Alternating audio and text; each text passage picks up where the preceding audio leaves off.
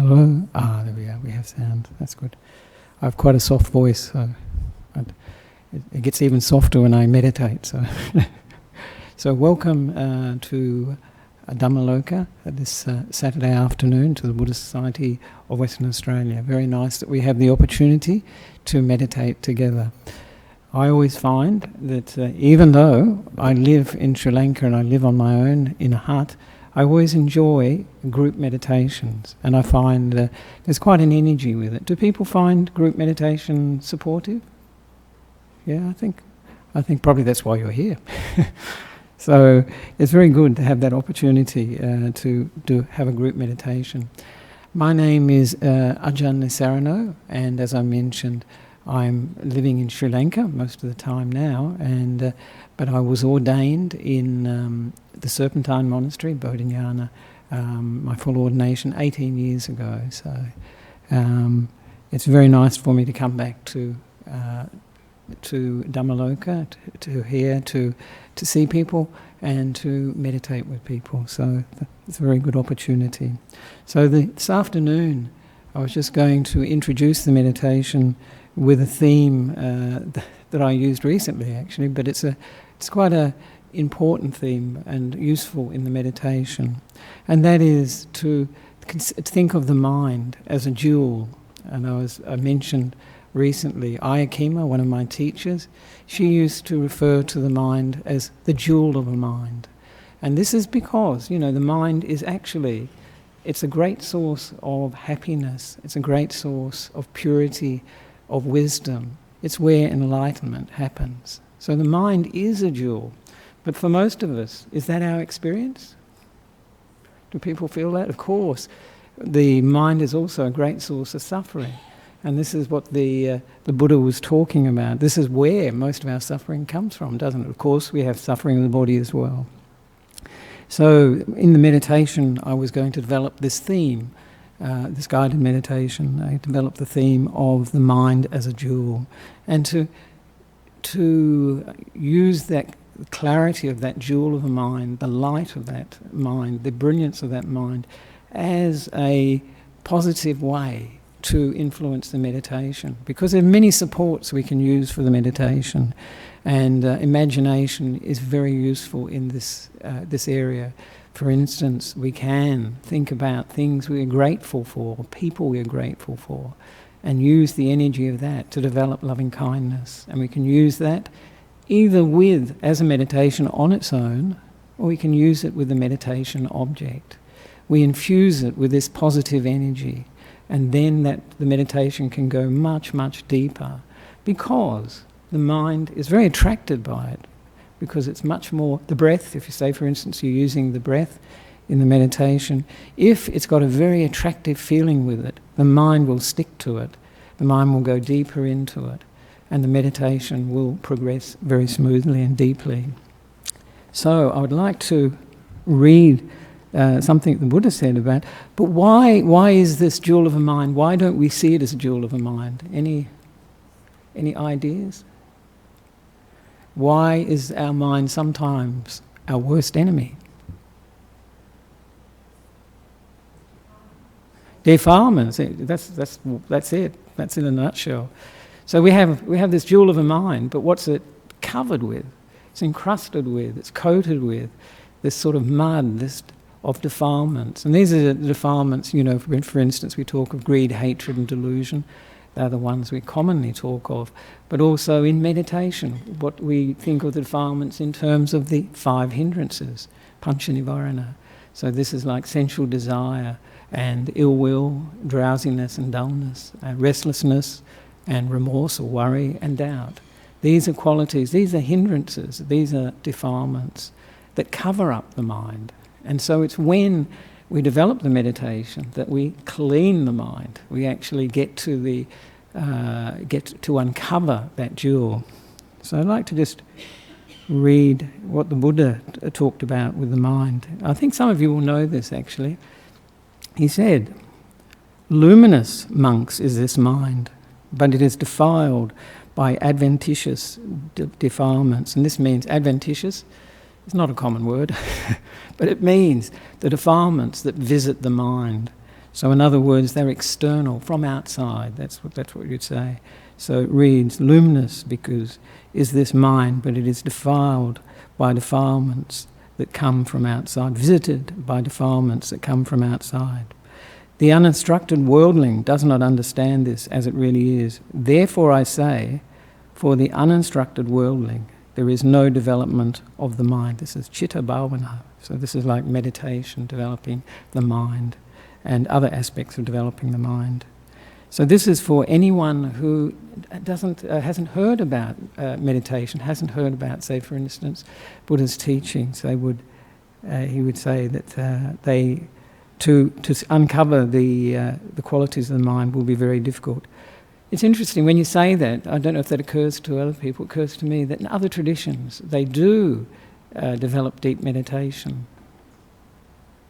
And then the next one, luminous monks is this mind, and it is freed from the defilements, the defilements that visit from outside. The instructed noble disciple understands this as it really is. Therefore I say that for the instructed noble disciple there is development of the mind. So the important message of that, for me, is the mind, the essential quality of the mind is luminous, is light. Like for me that is a purity, a clarity to the mind. And this is something that we can uncover. This is something we can find by cleaning the mind with meditation, by removing the hindrances, even if temporarily, removing the defilements, even if temporarily. So this is something that is useful in meditation. And when we do the guided meditation, I will use this theme. But I was just going to also mention to you, read what the Buddha said about development of the mind, because that is actually, what does one mean by development of the mind? He's saying about development, there is development of the mind for one who knows this, that the mind is luminous. And he says, 2 things, O monks, partake of true knowledge. What 2? Serenity and insight. When serenity is developed, this is, the tranquil meditation, what benefit does one experience? The mind is developed. So this is where the mind is developed. When the mind is developed, what benefit does one experience? All lust is abandoned. And this term lust, actually, in English, of course, we don't use that word very much, but it's those qualities of the mind that is trying to get and gain. These are the qualities of the mind that we experience every day. And last night I was giving a talk and I was talking about getting and gaining. And it's that quality of the mind that thinks by getting something, by getting things, by getting people, by getting experiences, we are going to find happiness. And this is what drives actually the world that we know. So this is a very, the essence of, we say, samsara. And then he says, when insight is developed, what benefit does one experience? Wisdom is developed. When wisdom is developed, what benefit does one experience? All ignorance is abandoned. And then the Buddha says, so these are the 2 ways of developing the mind that the Buddha is talking about in this case. So serenity, abandoning lust, or that greed in the mind, and wisdom, abandoning ignorance. And then he says, a mind defiled by lust is not liberated, and wisdom defiled by ignorance is not developed. Thus, monks, through the fading away of lust, there is liberation of mind. Through the fading away of ignorance, there is a liberation by wisdom. So we need both of those. Liberation of the mind, fading away of lust, this is the end of all the defilements. And the liberation by wisdom is uprooting all those defilements permanently and ending the continuous cycle of birth and rebirth. So that, I thought, is quite useful for the meditation this afternoon.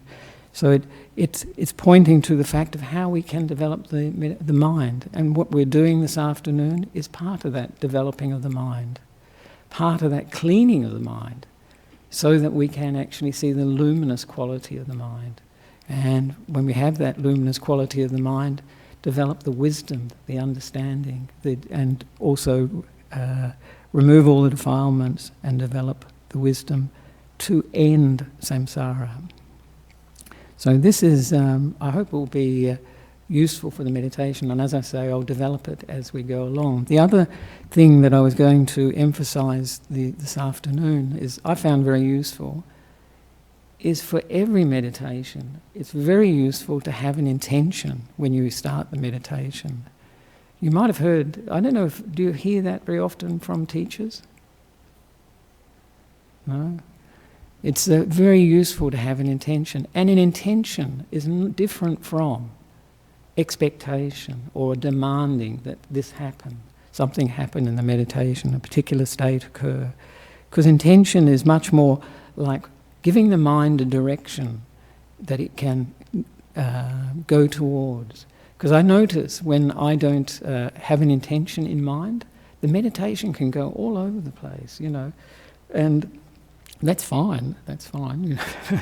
But it's, if I have an intention in mind, it gives the mind so much more strength that it can progress, the meditation can progress much easier, and it's got more purpose in it. We all need purpose, we all need a meaning, we all need to know why we're meditating.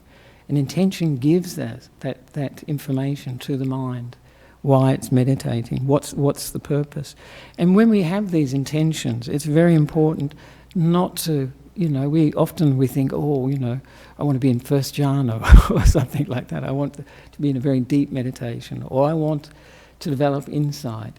And this is not a very good intention. This is more like an expectation. But if we have intentions, just like I'd like, may the mind be present. It's always good to word it in this way, I find. Instead of saying, I'll be present, or I'll be mindful, or I'll be aware of the body. Just to say, may my mind be present, may my mind be aware of the body, may my mind know what's happening clearly, you know, may my mind be alert during this meditation. These sorts of intentions are useful because they are creating the causes, the conditions for things to happen. They're not saying, I want to, you know, be in jhana, I want to be, you know, having different insight knowledges. So these are very useful because they set the base, they create the cause for things to happen, and they are achievable by the mind. It's also very useful with these intentions to have a sense of curiosity as well. You know, what is happening? What am I experiencing? Because one of the big difficulties for meditators, of course, you often hear this, you've got to develop interest in the meditation. How do you develop interest? You know, you can't just say, I'm going to be interested. But if you have this curiosity, if you develop curiosity about what you're experiencing, that can give the interest actually. Because, you know, the experiences, often we overlook very ordinary experiences, and these are in fact the basis for insight. These in fact may be much more important than we think at the time when we're meditating. So it's always very good to have this sense of curiosity. And at the end of the meditation, when the meditation is finished, we can reflect and look back on our experience and just notice if there was anything unusual or something stood out. And that is a very good way to keep the mind interested, to have the mind interested in the meditation, not wandering off. Because if we meditate regularly, we can get into just meditating and not really having much focus and not being clear in our intention. So intention's always very useful. So I think, having talked about it a little, I think now we can have a meditation for about 45 minutes. And I think I'm supposed to have said actually that if there are any people here who are meditating for the first time, next door is an introduction to meditation class. No, that's good. All right, so if you can find a posture that is comfortable for the meditation, and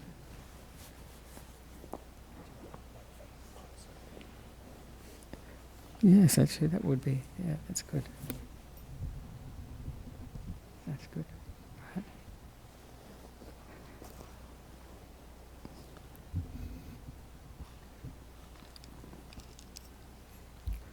So we can close the eyes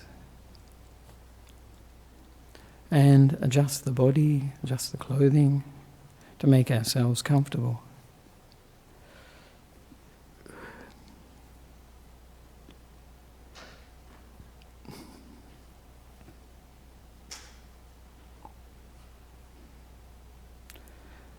And we can come into the present moment, just experiencing whatever is happening in the present moment, sounds, feelings of the body, temperature, movement of the air, whatever we're aware of.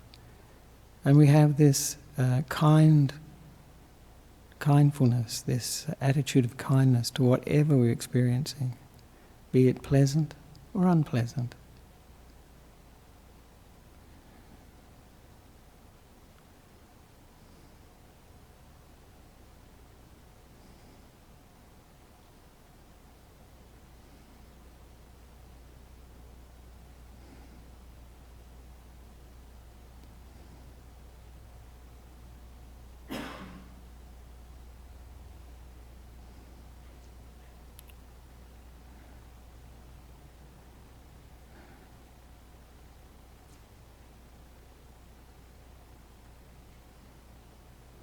And now we ground ourselves in the body, which is very much in the present moment, starting at the top of the head and the back of the head, the side of the head, being aware of whatever we're experiencing in terms of feelings, sensations, and moving down the forehead to around the eyes, noticing whatever we are aware of. And moving to the cheeks, the nose, around the mouth, the lips, and the chin, and even inside the mouth, just aware of whatever sensations there are.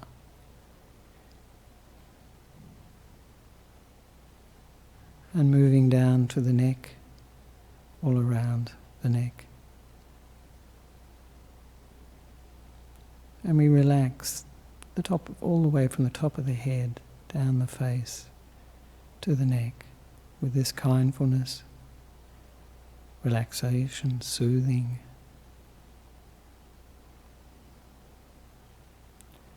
And we move the attention, the awareness, down to the shoulder, right shoulder, and move it down the arm, the upper arm, all around, being aware of what there is to experience.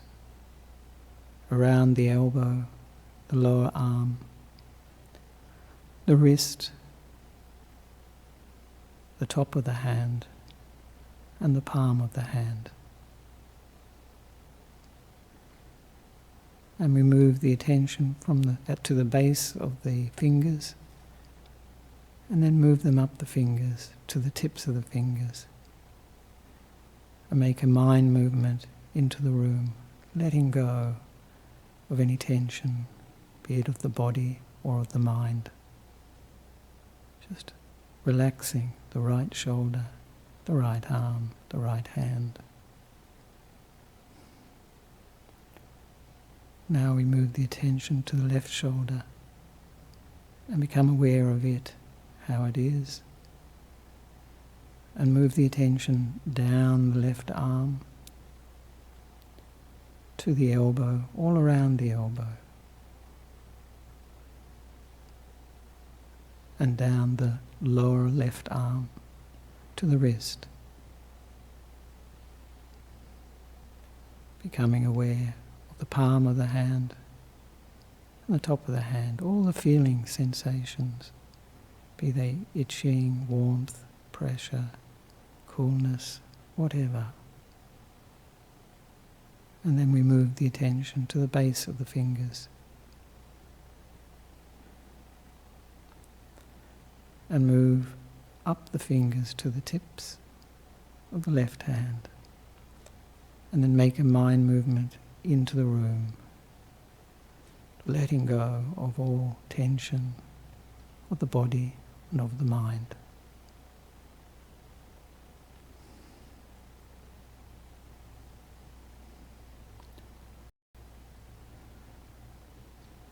And now we relax the back, starting below the shoulders, moving down the whole of the back, becoming aware of area after area, whatever feelings, sensations there might be. Down to the waist, down past the buttocks to the top of the legs.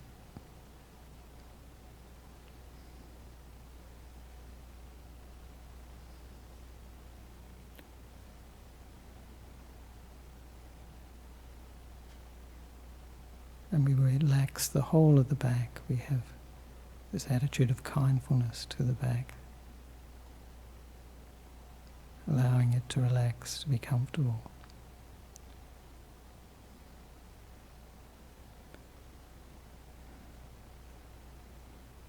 And we bring the attention to the front of the body, to below the shoulders, and we move the attention down the chest, down towards the waist, the stomach, the waist, and the abdomen, noticing any areas, any sensations in any of the areas, down to the top of the legs.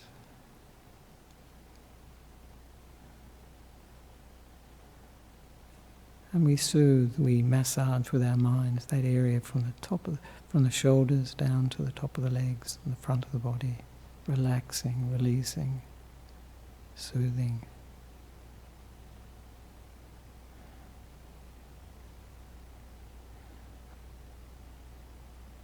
And now we move the attention down the right leg, down the right thigh, all around that thigh, to the knee, all around the knee, the lower leg, down to the ankle, all around the ankle. Becoming aware of the heel of the left foot, the right foot, the top of the right foot, and the sole of the right foot. Just aware of whatever there is there.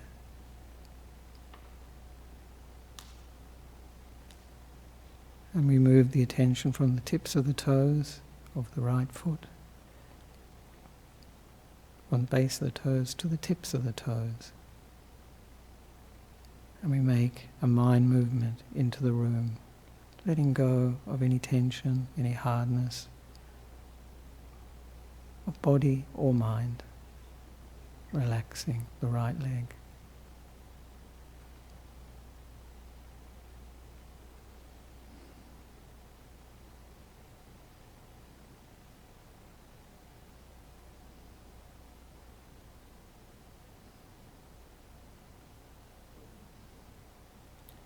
Now we bring the attention to the left leg, to the top of the left leg, and move the awareness down the thigh, all around the thigh of the left leg, to the knee, all around the knee, experiencing whatever there is there, noticing, paying attention, recognizing,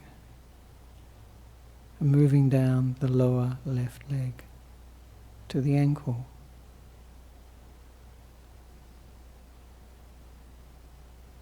and then becoming aware of the heel and the sole of the left foot, and the top of the left foot, and moving the attention to the base of the toes of the left foot, and slowly moving up to the tips of the toes, and then out into the room,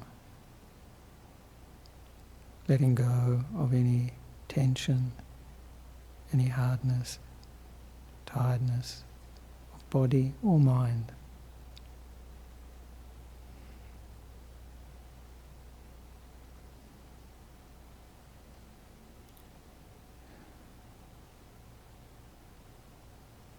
And we become aware of the whole body, just sitting. And we just sit with the body as it is.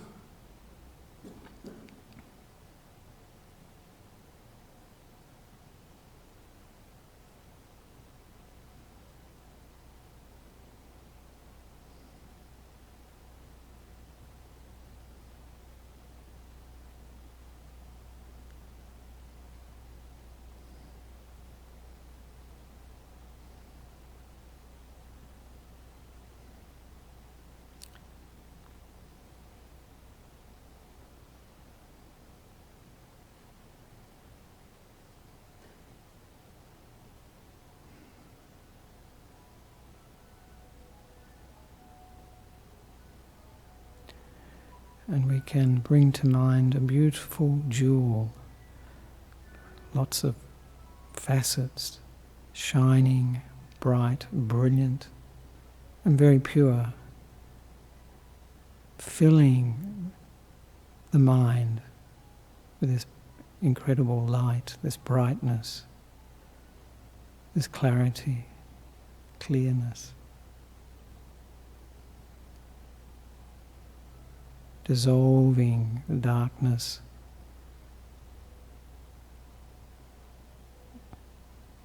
of anxiety, fear, ill will, negativity. Filling the whole mind with light.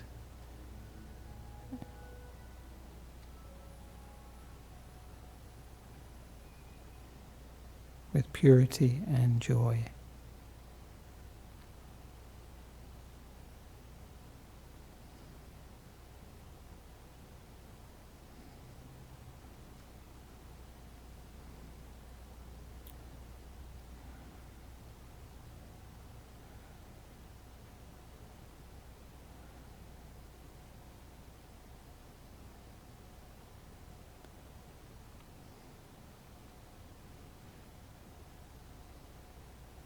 And we can bring this brilliant, clear light into the body from the top of the head, all the way through down to the tips of the toes, filling the body, relaxing the body, healing the body, wherever there are pains, difficulties.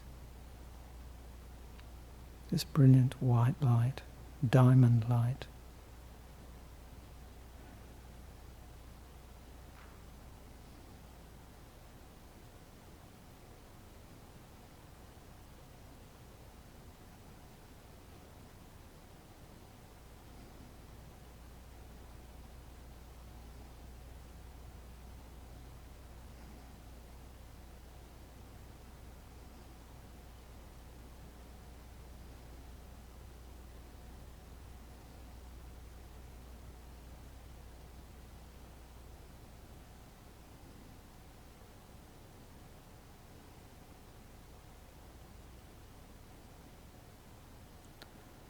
And we can become aware of the breath, allow the breath to come to us actually. And we can infuse the breath with this brilliant diamond-like light, this pure, clear, that brings joy, peace. Breathing in this light and breathing out the light.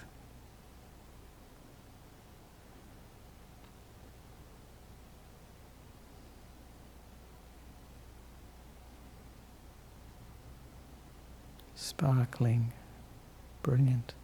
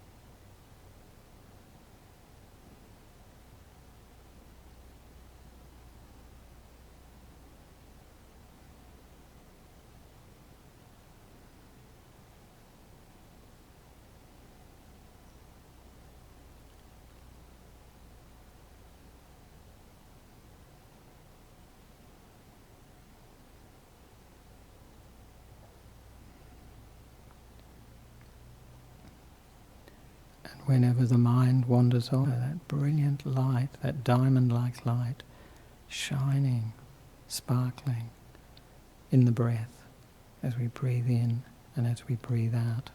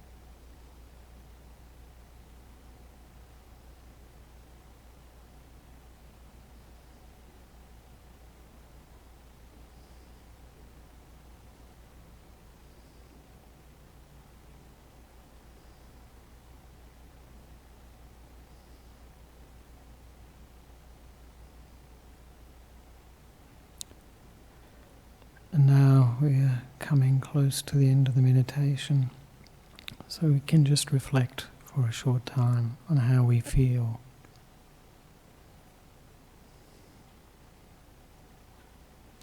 And what we learned from the meditation, what stood out, what did we notice during the meditation.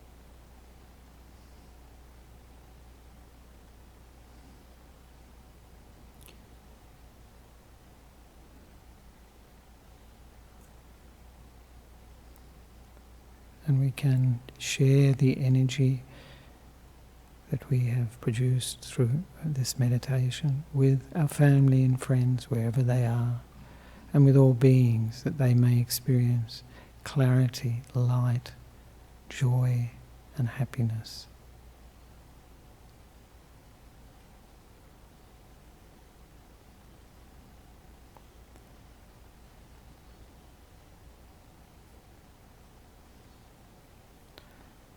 And now we can slowly come out of the meditation and open the eyes and relax the body.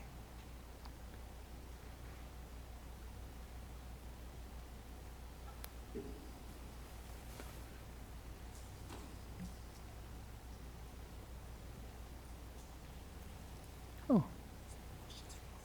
Oh, really? Ah. Oh, right. So, first of all, if there are any comments or questions here in Australia, and then I'll go to the ones from around the world.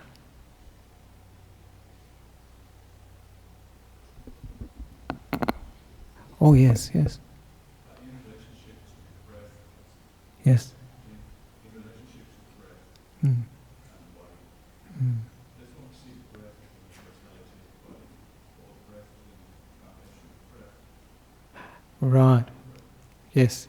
This is actually comes up in the Anapanasati Sutta, the sutta the Buddha taught on the meditation on the breath.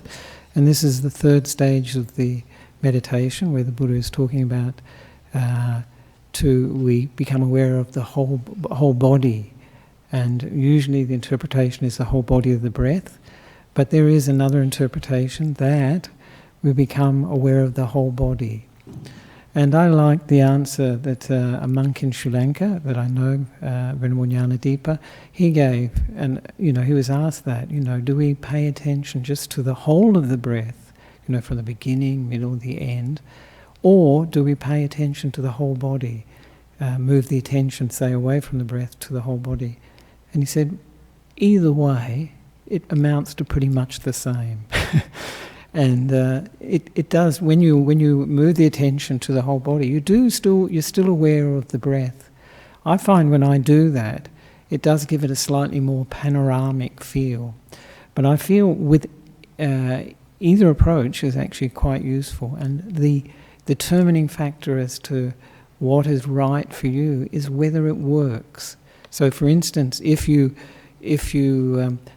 move from the breath to the whole body, and you find that the peace develops more, the awareness becomes sharper, brighter, that's working for you. If you stay with the whole breath, beginning, middle and end, and the mind is becoming sharper, clearer, calmer, more peaceful, it's working. So that's what I would say. Either is valid. Yes, what would you like to say? The issue of absorptions. Yes. And concentration in the breath. Yep. And the stages of the breath. Mm. And moving to this different jhanas. Mm. Although there can be times for some might feel that it can result in the leaving of the body of sensation experience, and therefore creating pain. Oh, right. So That, therefore, in relationship to breath, being with the flow of the breath in relationship to awareness of the whole of the body, mm, some might feel that is a way of dealing with that ah, hindrance of getting lost, leaving the body at the second jhana, whenever, to go into the absorption states by being aware of the breath, mm, to bear attention, and then losing the sensation to bear attention and going into jhana. Could you comment on that, please? right. I think I understand what you're saying. So you saying that if you are aware of the whole body, that's more like it will perhaps ground you in the body more, so that it's the absorptions, these jhanas as they call them, may be more difficult to attain. I, from my experience of experimenting with the whole breath of the body, the whole body of the breath, or the whole body, the sensations, or the whole feelings in the whole of the body, they don't. I don't think they ground me so much in the body. I don't think it holds on to the perception of the body so much for me anyway. So I don't think that either approach would be an impediment for going into absorptions and so on, for very deep states of meditation. As I said before, what we do with the Buddha's teaching, we apply it. We see how our experience, what we experience from applying that advice. So if we find, for instance, that by staying with the whole of the breath rather than going to the body, we find that then the mind is getting more peaceful, then that's the way we should go, we should use. But if we find by going to the awareness, opening the awareness from the breath to the whole body, that we get calmer, stiller, deeper, more peaceful, more still, then that is useful. So these are, and I always liked what Ayakema said, these are just techniques. Techniques in themselves are not the important thing. It's the way we apply them, and it's the attitudes that we bring to it that's most important, actually. But this is, something that people debate about quite a bit. And I say, if it's working for you, whatever approach you have to that, good. That's it. That's fine. So, yeah. I don't know if that answered your question, but anyway. Are there any other questions or comments people would like to make?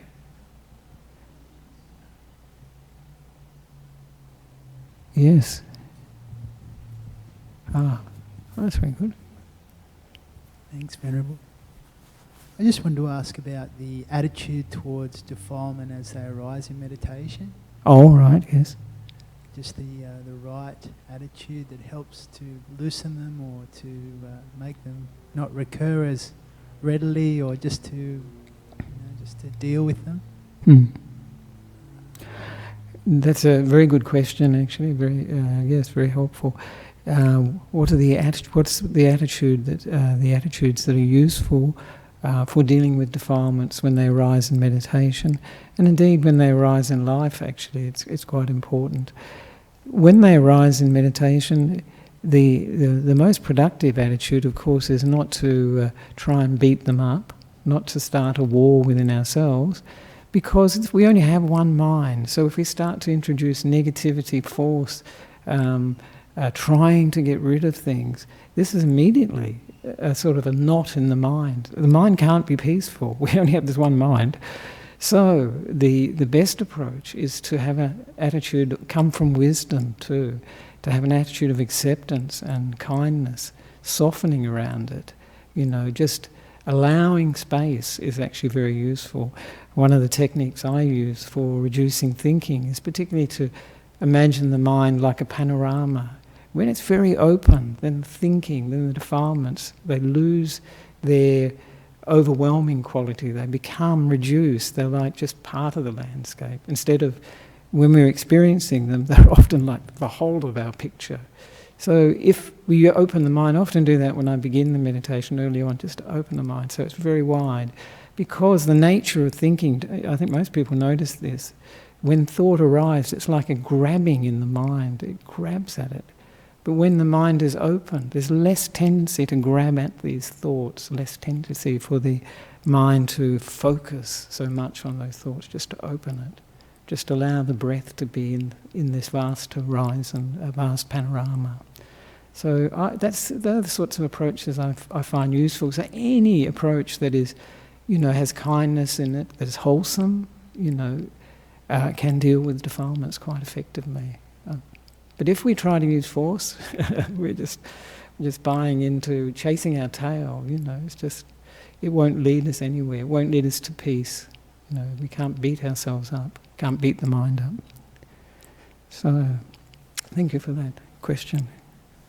All right, I better answer these. There's one from, I didn't realise we were live streaming actually. Alan from the USA. Is it possible with meditation to change a mind that seems to tend to negativity and discouragement to becoming a jewel in a last way, must be lasting way? That is really being able to change the overall tone. Conscious effort to do so does not seem to work. Right.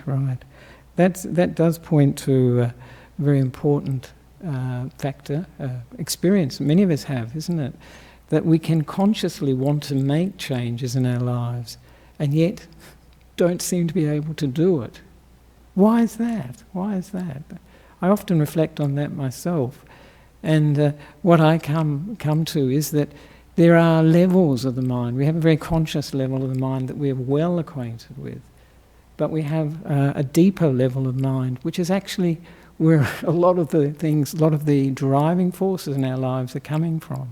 And this is a level of mind that, of course, hypnotism taps into, meditation taps into. So this is this is the level of the mind that we need to access. I call it, it's a bit like in computers where they have the, what do they call it? They call it like it's where all the settings are, where all the controls are, going to the heart of the mind, as it were. And this is where meditation is very useful, because we're getting very still, very peaceful, and we're getting down to that level of the mind. And yes, I think, Alan from the USA, it is possible to change the negativity and discouragement of the mind into a jewel. If it were not possible, the Buddha would not teach it. There's a nice sutta where the Buddha says that. He says, if it were not possible to abandon, to give up, let go of the unwholesome, I would not encourage you, instruct you to give up, to abandon the unwholesome. If it were not possible to develop the wholesome, I would not encourage you to develop the wholesome, if it were not possible. So, but he says, because it is possible, I do say this, to develop the wholesome. So it is possible, Alan from the USA, to do that. And what will do that is getting very peaceful, getting very still, getting very deep, and also developing insight, developing wisdom from those experiences. Because when we get peaceful, when we get still, we can see things from a different angle. We can see things in more depth than we usually see. And this is the whole purpose of meditation, really, is to purify the mind. And I always liked, Aikema used to say, one moment of, concentration is one moment of purification. But it's true, when the mind is really peaceful and still, the unwholesome qualities are really, really reduced. They're not manifesting. So this is part of the purpose of meditation, is to purify the mind and to purify it of all these negative emotions that we have, and particularly to develop wisdom. So I hope that sort of answered your question, Alan from the USA. And now Upal from Sri Lanka. Hello. I'm coming back soon. How to overcome chronic obsessive thoughts, anxiety, which pop up sometime during deep meditation. Oh. And what is the reason for clinging to obsessive thoughts? How to overcome chronic obsessive thoughts, anxiety which pop up during the meditation. Well, one of the important teachings of the Buddha, of course, he gave a wonderful teaching in the Majjhima Nikaya on the calming of thought, of distracting thoughts, removal, they say, of distracting thoughts. And one of the important methods for dealing with or overcoming these chronic obsessive thoughts is to substitute something that's more wholesome, to bring into the mind something that changes the current of the mind, which is going over and over again with something, a particular line of thought. The Buddha said in that it's usually connected with lust, hatred or delusion. So he suggested in that we we substitute that state of mind for something more wholesome. And often, people will say you can develop metta, loving kindness meditation to overcome anger, and so on. Or you can develop reflecting on the unattractive qualities of the body or whatever to overcome lust. And so these are useful methods. But anything we can bring to mind that is more wholesome, that can replace the obsessive thinking, chronic obsessive thinking, is useful. And that sutta actually talks about 5 methods, but also a very important aspect of that is wisdom too. We see the disadvantages of this sort of chronic obsessive thought, particularly if it's unwholesome, And the Buddha said, when we see it like that, it's like a person who sees, a young person who is fond of their appearance, fond of their clothing and adornments, and then they see that they've got a dead dog around their neck, or a dead human being, or a dead snake. He said they would be horrified, humiliated and disgusted. So he said, when we see these thoughts like that, then it's much easier to abandon them. So we can use methods like that, Upal, from Sri Lanka. Yes, interesting, yes. And what is the reason for clinging obsessive thoughts? Well, I think that's the essence of it, is that we are interested in them, we're concerned with them, so that's why they keep reoccurring, that's why they're chronic, why they keep coming back. And we are strengthening them by repeating them again and again. And that's very noticeable with obsessive thought. It just keeps coming. And it seems to be by itself. But we are buying into it too. We are giving it energy. So that, as I say, if we can change the subject, or as I recently called it, do channel hopping, and move to a different channel, have a more wholesome focus for the thinking, some more wholesome perception, that can help with this chronic obsessive thoughts. And if it is anxiety that's coming up, of course, what is the best meditation object for anxiety? For fear? For anger, ill will? It's metta.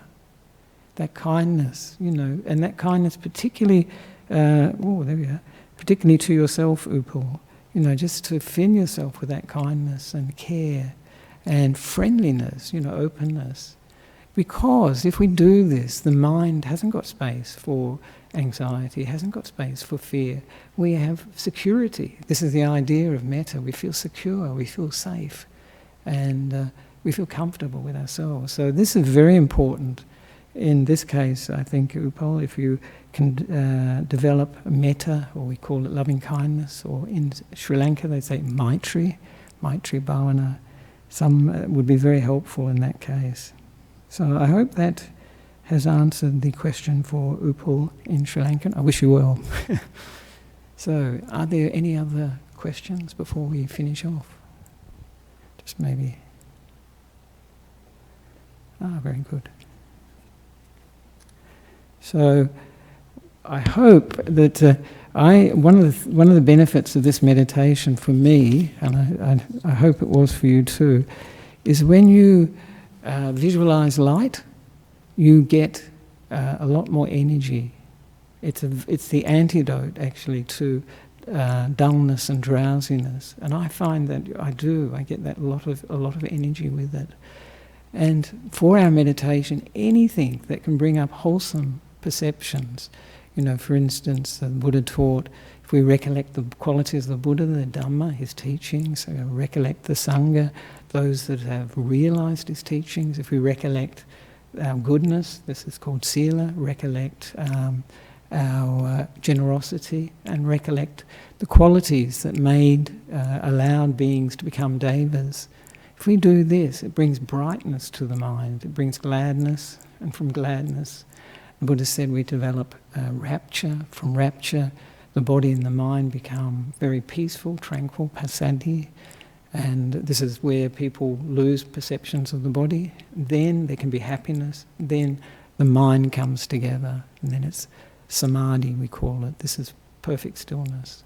So we can use anything that can develop this gladness, any approach. And this is one approach that may work for some of you. It does for me, I like. So I encourage people to be creative and see what works for you. And this is the important criteria. What works is taking you towards peace, stillness, wisdom, happiness. Then you're on the right path. So I think we can finish there and just pay respects to the Buddha, Dhamma and Sangha.